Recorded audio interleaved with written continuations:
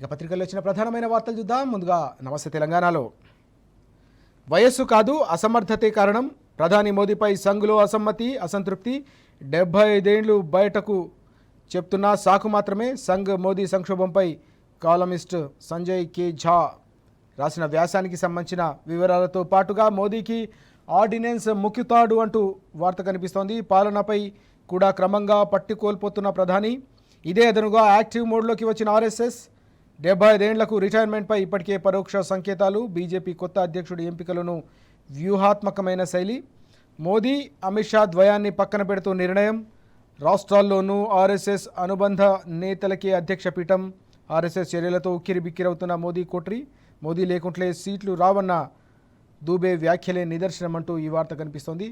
వరుస వైఫల్యాల వేళ మోదీ షాకు చెక్, పట్టు బిగించే పనిలో సంఘ్ పరివార్ శీర్షికన ఈ వార్త మనకు ఫస్ట్ పేజ్లో బ్యానర్ ఐటమ్గా కనిపిస్తోంది. దీంతోపాటు మరో కీలకమైన అంశాన్ని కూడా మనం చూస్తూ ఉన్నాం. 8 మంది ఉండి ఏమి లాభం, తెలంగాణ పూజకు పనికిరాని పువ్వు శీర్షికన ఈ వార్త కనిపిస్తూ ఉంది. తెలంగాణకు బీజేపీ నేతల ద్రోహం, నమ్మి గెలిపిస్తే నిండా ముంచుతున్నారు, 11 ఏళ్లుగా తెలంగాణపై బీజేపీ సవతి తల్లి ప్రేమ, బనకచర్ల నయవంచన పైన నోరు మెదపని ఎంపీలు, గోదావరి జలాలను ఏపీ తన్నుకుపోతున్నా కూడా కనీస కదలిక లేదు, అధికార కాంగ్రెస్ పార్టీతో అంటగాగుతున్న బీజేపీ నేతలంటూ ఈ వార్త కనిపిస్తోంది. ముఖ్యమంత్రి రేవంత్ను కాపాడేందుకే ప్రతిపక్ష మారాటం, బనకచర్లపై పార్టీ విధానమేంది, ప్రజలకు సమాధానమేది అంటూ ప్రజల పక్షాన ప్రశ్నిస్తూ ఈ అంశం ప్రధానంగా ఫస్ట్ పేజ్ బ్యానర్ ఐటమ్గా కూడా కనిపిస్తూ ఉంది. రైతులు ఓవైపు, బనకచర్లకు సంబంధించిన వ్యవహారం, ఏపీ కడుతున్న ఈ అక్రమ ప్రాజెక్టుతో తమ హక్కులు కోల్పోతాం గోదావరిలో అని చెప్పేసి రైతాంగం ఆందోళన వ్యక్తం చేస్తూ ఉంటే, తెలంగాణ నుంచి గెలిపించిన 8 మంది ఎంపీలుండి ఏం లాభం, వారు ఏం చేస్తున్నారనే అంశం ప్రధానంగా ఇక్కడ తెలంగాణ వ్యాప్తంగా చర్చకు దారితీస్తున్న పరిస్థితి.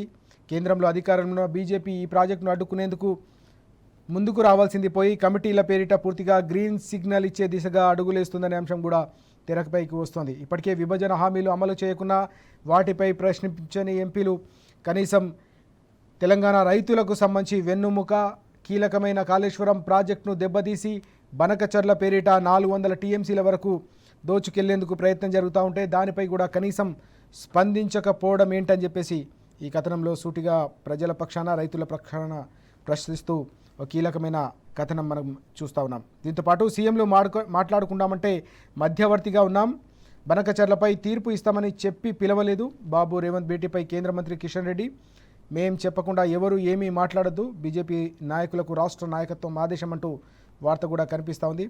సీఎంలిద్దరు కూడా కూర్చొని చర్చించుకుంటామంటే మాత్రమే మధ్యవర్తిత్వం వహించామని చెప్పేసి చెప్తున్న అంశం ఇక్కడ మనకు కనిపిస్తూ ఉంది. అలాగే బనకచర్లను కట్టి తీరుతామని చెప్పేసి ఏపీ ప్రభుత్వం మరోసారి స్పష్టం చేసిన అంశం కూడా మనం చూస్తున్నాం. సిడబ్ల్యూసీ అనుమతులు రాగానే పనులు ప్రారంభించేందుకు రంగం సిద్ధం చేశామని ఏపీ మంత్రి మరోసారి కుండబద్దలు కొట్టారు. వరద సమయంలో 200 టీఎంసీలు తీసుకుంటాం, సీఎంల భేటీలో ఇదే విషయాన్ని స్పష్టంగా చెప్పినామని ఆయన మరోసారి కుండబద్దలు కొట్టారు.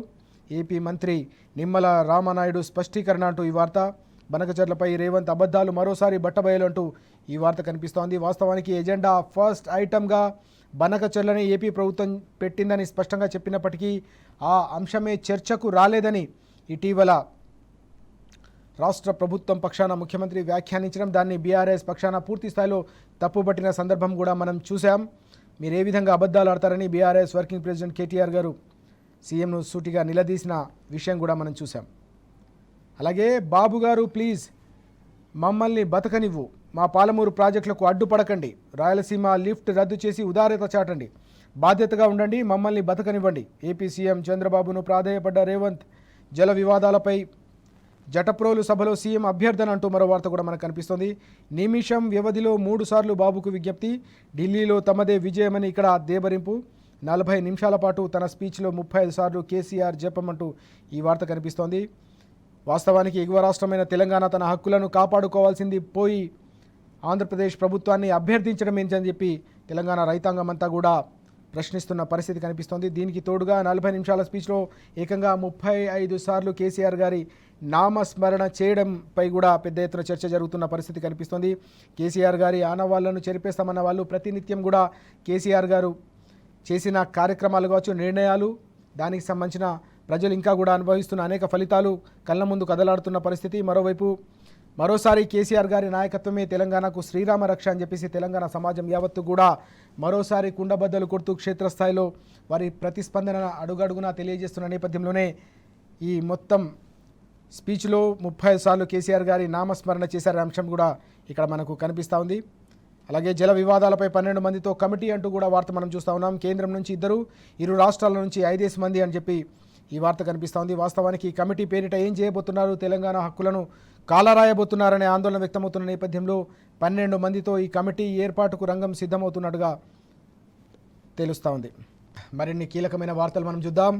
ఆర్డినెన్స్ పై గవర్నర్ డైలమా శీర్షికన మరో ప్రధానమైన వార్త కూడా మనకు కనిపిస్తోంది. బీసీ రిజర్వేషన్లకు సంబంధించిన వ్యవహారంపై తెలంగాణ వ్యాప్తంగా కూడా బీసీ సంఘాలు ఆర్డినెన్స్పై ఆగ్రహం వ్యక్తం చేస్తున్న వేళ ఈ కీలకమైన పరిణామం 42% బీసీ కోటాపై సుదీర్ఘమైన చర్చలు, న్యాయ సలహా తీసుకోవాలని నిర్ణయం అంటూ ఈ వార్త ప్రధానంగా కనిపిస్తోంది. స్థానిక ఎన్నికల్లో బీసీ, ఎస్సీ, ఎస్టీల రిజర్వేషన్లకు సంబంధించి ప్రభుత్వం పంపిన ఆర్డినెన్స్పై గవర్నర్ డైలమాలో పడినట్టుగా తెలుస్తోందంటూ ఈ కథనం ప్రధానంగా హైలైట్ చేస్తున్న పరిస్థితి మనం చూస్తూ ఉన్నాం. వాస్తవానికి కామారెడ్డి డిక్లరేషన్ను పూర్తి స్థాయిలో చట్టబద్ధంగా 42% రిజర్వేషన్లు స్థానిక సంస్థల ఎన్నికల్లో ఇవ్వాలి బీసీలకు అని చెప్పేసి బీసీలు డిమాండ్ చేస్తూ ఉంటే ఆర్డినెన్స్ ద్వారా ఇస్తామంటూ ప్రభుత్వం చెప్తున్న దానిపై నమ్మకం లేదని బీసీ సంఘాల నేతలు ఇప్పటికే అనుమానాలు, ఆందోళన వ్యక్తం చేస్తున్న క్రమంలో ఏ విధంగా ముందుకెళ్లాలనే దానిపై న్యాయ సలహా తీసుకొని ఆలోచన చేస్తున్నారు గవర్నర్ గారు అనే అంశం ఇక్కడ మనకు ప్రధానంగా కనిపిస్తోంది.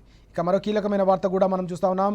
మంత్రుల ఫోన్లు రేవంత్ ట్యాపింగ్ అంటూ నిన్న బీఆర్ఎస్ వర్కింగ్ ప్రెసిడెంట్ కేటీఆర్ గారు ధ్వజమెత్తిన అంశానికి సంబంధించిన వార్త. లై డిటెక్టర్ టెస్టుకు వచ్చే దమ్ముందా అంటూ ఆయన ముఖ్యమంత్రికి సవాల్ విసిరారు. కాదని నీ మనవడిపై ఒట్టేయగలవా అంటూ కేటీఆర్ గారు నిన్న సవాల్ విసిరిన అంశానికి సంబంధించిన వార్త. మంత్రుల ఫోన్లు కూడా ఈ ప్రభుత్వం ట్యాప్ చేస్తోంది, ఒకవేళ చేయకపోతే ఒట్టేయగలవా అని చెప్పేసి నిన్న కేటీఆర్ గారు సూటిగా ప్రశ్నించిన సందర్భం. నీ సీఎం సీటుకు ఎసరు పెడుతున్నారన్న భయంతో భట్టి అలాగే పొంగులేటి, ఉత్తమ్ ఫోన్లు ట్యాప్ చేస్తున్నావు. లోకేష్ను కలవలేదు, ఒకవేళ కలిసినా తప్పేంది. చిట్చాట పేరుతో రేవంత్ రెడ్డి చిల్లర ఆరోపణలు, నాపై వేసిన నిందలకు ఆధారాలను చూపెట్టు అని ఆయన సవాల్ చేశారు. ఢిల్లీ వేదికగా ముఖ్యమంత్రి చేసిన ఆరోపణలు ఏవైతున్నాయో అవన్నీ కూడా పూర్తిగా నిరాధారమైనవి. ఎక్కడ కూడా ఆధారాలు లేకున్నా కూడా కేవలం బురద జల్లే ప్రయత్నం గత 20 నెలలుగా కొనసాగుతోంది. నిజంగానే ఆధారాలు ఉంటే ఎందుకు దానిపై మీరు విచారణ చేయట్లేదనే అంశాన్ని కూడా ఆయన ప్రస్తావించిన పరిస్థితి. కేవలం నిరాధారమైన వ్యాఖ్యలతో ప్రజల్ని మభ్యపెట్టే ప్రయత్నం, ప్రభుత్వం ఇచ్చిన హామీల అమలుకు సంబంధించిన వ్యవహారంలో ప్రభుత్వం ఇచ్చిన హామీలు చర్చకు రాకుండా ప్రజల దృష్టిని మళ్లించే ప్రయత్నం చేస్తున్నట్టుగా నిన్న కేటీఆర్ గారు ధ్వజమెత్తిన అంశం ప్రధానంగా కనిపిస్తూ ఉంది. దుబాయ్లో ఎవరో చనిపోతే నాకేం సంబంధం అని కూడా ఆయన కుండబద్దలు కొట్టారు.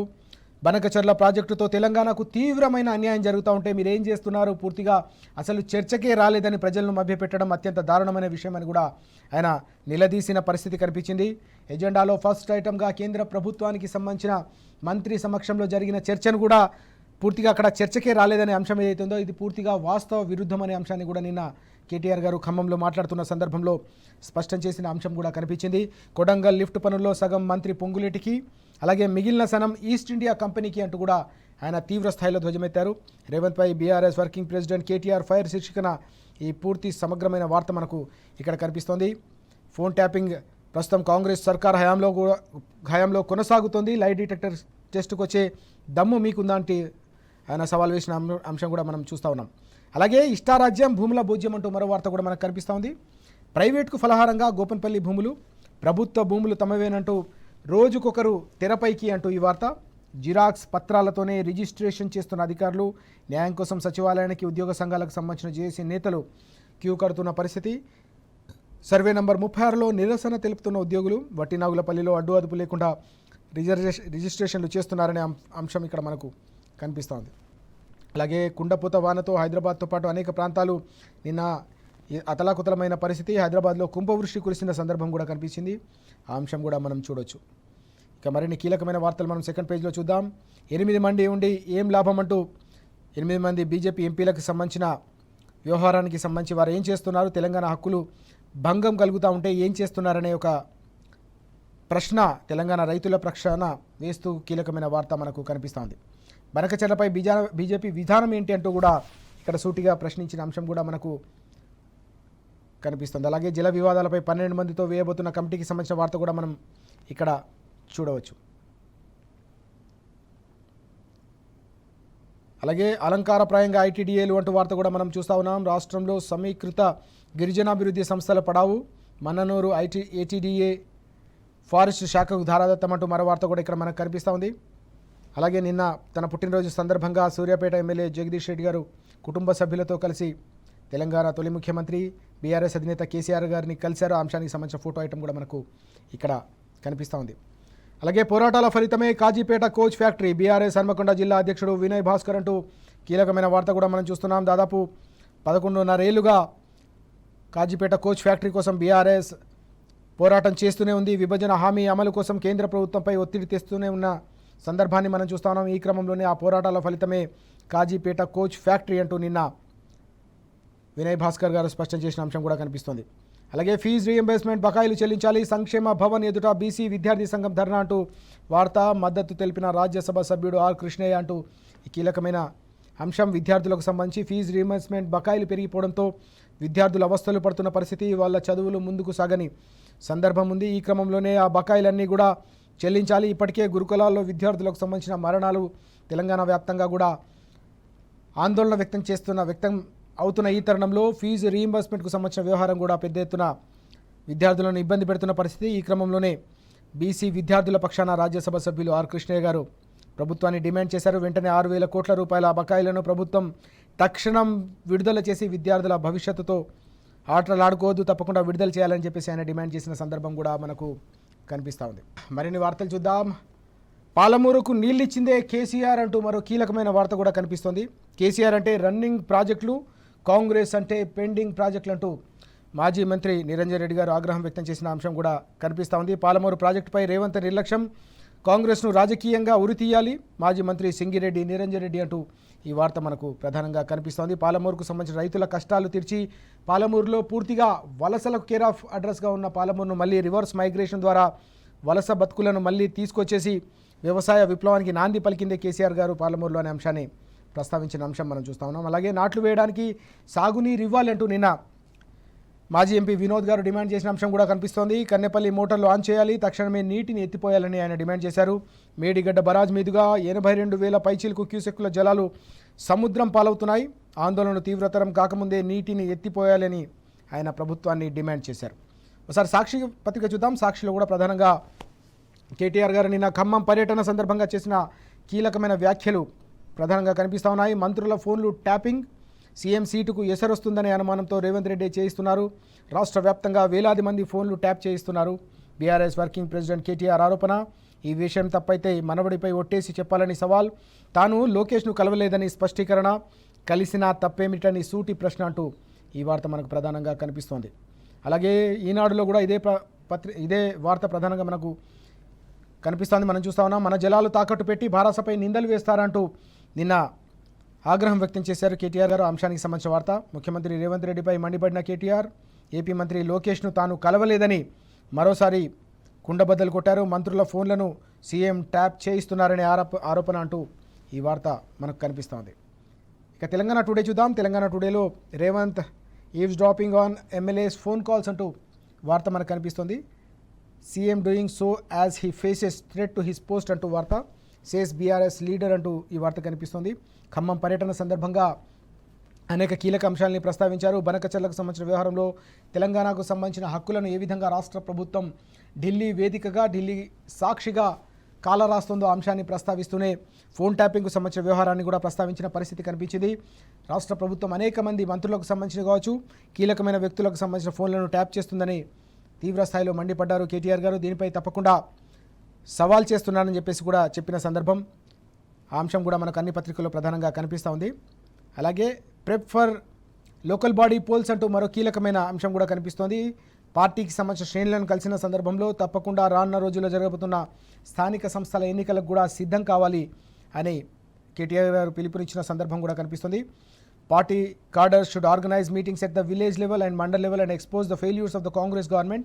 The party would provide material. Till now, activists worked hard for the party and it is the time for the leaders to work hard for cadres to get them elected అంటూ ఆయన చెప్పారు. ఇప్పటి వరకు పార్టీకి సంబంధించిన శ్రేణులు అధినాయకత్వం కోసం పనిచేశాయి. పార్టీకి సంబంధించిన ఎమ్మెల్యేలు కావచ్చు, పార్టీకి సంబంధించిన అధ్యక్షులు కావచ్చు, రాష్ట్ర స్థాయి నేతల కోసం ఇప్పటివరకు చెమటోడ్చి క్షేత్రస్థాయిలో కార్యకర్తలంతా కూడా లక్షలాది మంది పనిచేస్తూ ఉన్నారు. ఇప్పుడు వారిని స్థానిక సంస్థల్లో వారిని ప్రజాప్రతినిధులుగా ఎన్నుకునే ఒక అద్భుతమైన అవకాశం కాబట్టి వారి కోసం నాయకత్వం పనిచేయాల్సిన సమయం ఆసనమైంది కాబట్టి తప్పకుండా వారిని గెలిపించుకునేందుకు క్షేత్రస్థాయిలో పార్టీ శ్రేణులంతా కూడా పనిచేయాలని చెప్పేసి పార్టీకి సంబంధించిన నాయకులకు ఆయన దిశానిర్దేశం చేసిన అంశం కూడా మనకు కనిపిస్తుంది. డినైస్ మీటింగ్ లోకేష్ అంటూ ఈ వార్త కూడా మనం చూస్తూ ఉన్నాం. Referring to Revanth Reddy's allegation that K.T. Ramarao had met AP Minister Nara Lokesh secretly, the BRS denied meeting Lokesh while adding that there was no need for him to meet Lokesh secretly.